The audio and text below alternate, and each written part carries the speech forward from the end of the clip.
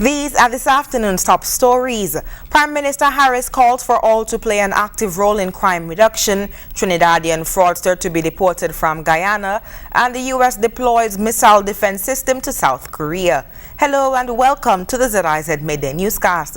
Today is Tuesday, the 7th of March 2017. I am Shaira Flanders. Nationally, with the Nevis Division of the Royal St. Christopher and Nevis Police Force boasting a 56.43% crime detection rate for 2016, Prime Minister Dr. the Honorable Timothy Harris has now issued a call for every citizen to play a greater role in the further reduction of crime in the Federation.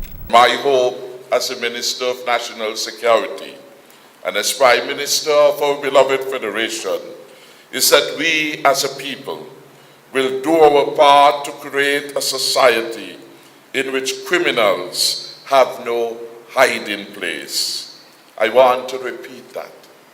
We as a people, whoever we are, wherever we are, whatever we do, must ensure that we do our part to create a society in which criminals have no hiding place. They must not hide in the neighbor's home. They must not hide in the yard. They must not hide in abandoned properties. They must not hide in political parties. And they must not hide in our churches. The Prime Minister said in his opinion there are three pillars that hold up the foundation of a safe and secure society. Law enforcement, of which the police is a critical part, family and the people. The people, of course, is a reflection of the society. We rely on a secure society to create the right foundation for economic growth and prosperity, where each and every citizen and resident can flourish and make a positive contribution to the well-being of all. The National Security Minister stressed that the full support of the people is important to the psyche and overall morale of the men and women who serve and protect them. St. Kitts and Nevis and the Democratic Federal Republic of Ethiopia have officially established diplomatic relations. The signature of the joint communique formalizing ties between the two countries marks a significant milestone for the Federation, given the story behind between the Caribbean and the African country. The Ambassador of Ethiopia, His Excellency Dr. Haile Michael Afewerki, exalted the establishment of diplomatic relations by committing himself to the nourishment and the relations in London and beyond. He further noted the existing cooperation as exemplified in fora such as the Group of Africa, Caribbean and Pacific States or ACP in Brussels. He used the opportunity to invite the Federation to establish a presence in Addis Ababa, that country's capital and seat of the African Union. High Commissioner Isaac informed the Ethiopian envoy of the influence of his country in St. Kitts and Nevis and indeed the Caribbean through the Rastafarian community. Dr. Isaac called for both countries to continue leveraging that history to seek new ground for cooperation in education, commerce, tourism and cultural exchanges. High Commissioner Isaac, on behalf of Foreign Minister Brantley, extended an invitation for Ethiopian Foreign Minister and Ambassador to visit the Federation. The Ethiopian envoy reciprocated and pledged to advance the spirit of cooperation enshrined in the joint communique. The ceremony took place in London at the Federation's High Commission. Investigators from the Police Force's Criminal Investigations Department, or CID, are investigating a robbery on Keon Street. The incident, according to information from the police, occurred sometime after 6:30 p.m. on Thursday, March 2nd. Investigations reveal that the owner uses his residence on Keon Street as a home office, and while there, two assailants entered the premises and robbed him of a sum of money in excess of over 64,000 EC dollars. The money was the payroll for construction workers. No one was injured in the incident. Investigators from the Criminal Investigations Department are encouraging anyone who may have information with regard to this robbery to call the Criminal Investigations Department at 465-2241 extension 4220, any police station or Crime Stoppers at 1-800-8477, or by using the SKN Crime Reporter app on your smartphone.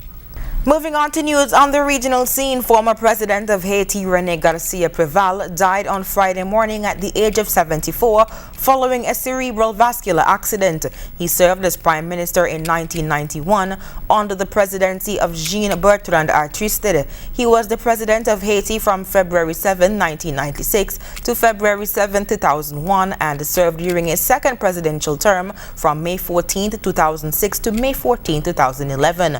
Preval remained the only Haitian head of state to have completed 2 terms since the fall of Jean-Claude Duvalier in 1986. A now convicted Trinidadian fraudster has been ordered to pay back hundreds of thousands of dollars he owes to 2 hotel establishments or face time in a jail in Guyana. HGP's Javon Vickery has that story. The man, Anthony Nestor, last week denied the allegation. He claimed that he's Guyanese by birth. That information led to the decision to put the trial on hold to allow the police time to ascertain the man's nationality.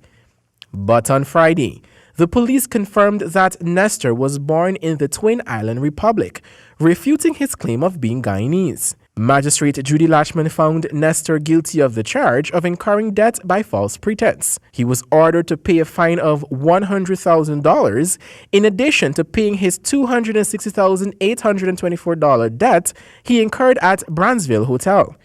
If the requirements can't be met, Nestor will then have to spend 36 months in jail before he's deported back to Trinidad and Tobago.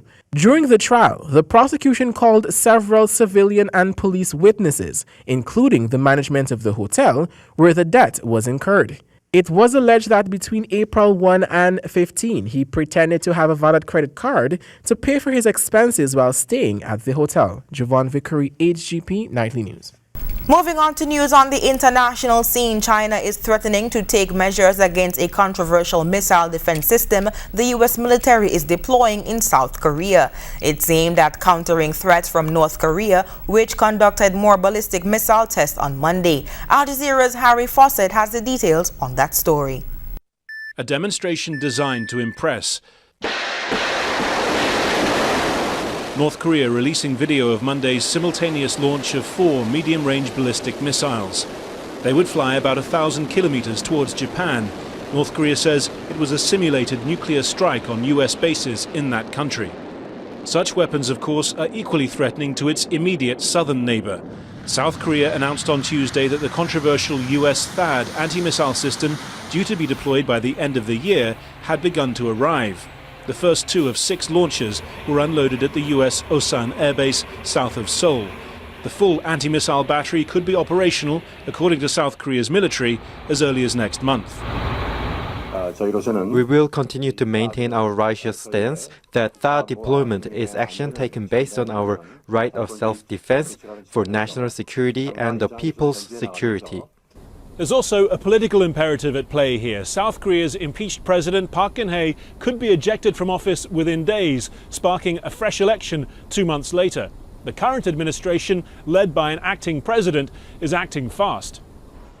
But it's acting in the face of strengthening Chinese opposition. Beijing has already imposed a ban on Chinese package tours to South Korea. And Lotte, the company which has given up a golf course for the THAAD battery site, has seen 1/3 of its supermarkets in China suspended from operating.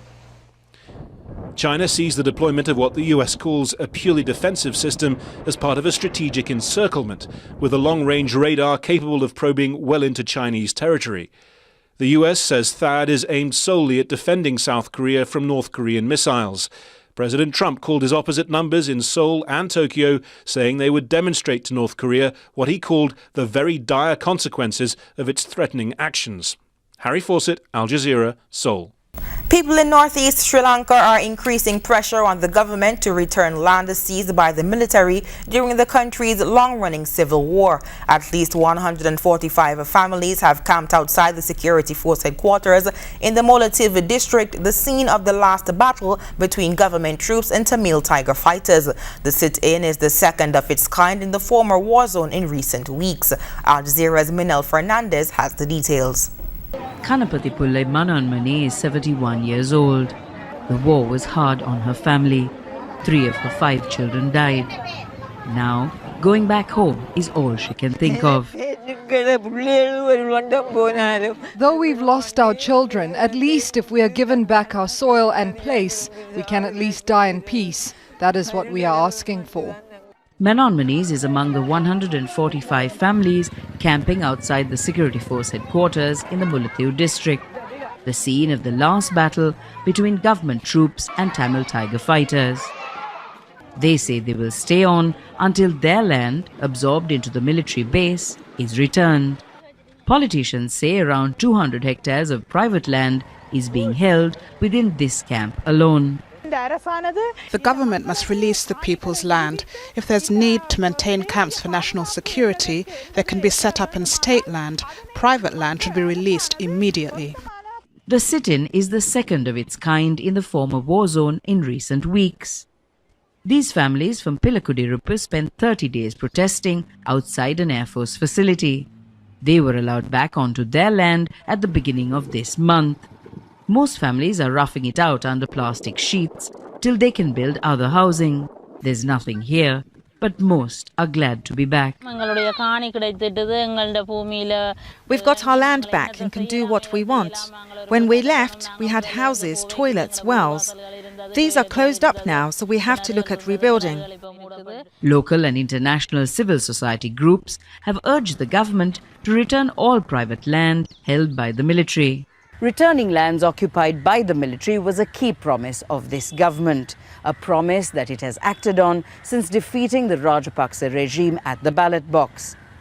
But balancing Tamil demands with military and nationalist sentiment remains a delicate task. But a task the government says it's committed to. All lands that have been occupied by the armed forces, which could be released, should be given back to the private individuals or the owners. That is the basic crux of the government's view. Menon Mani is hoping the government keeps its promises and lets her go back home soon. Mina Fernandez, Al Jazeera, Colombo. And now for the weather. Present weather is cloudy with showers. Winds are moderate from the northeast at 16 miles per hour. Seas are rough with swells up to 11 feet. Stern warnings remain in effect for small craft operators and sea bathers against dangerous sea conditions. The weather forecast predicts partly cloudy skies today and tonight, becoming increasingly cloudy at times with periods of widely scattered showers developing. Some showers could be locally heavy at times. That brings us to the end of the ZIZ Midday Newscast. Join us this evening for these stories and more in detail. Thank you so much for tuning in. I am Shaira Flanders. Have a good one.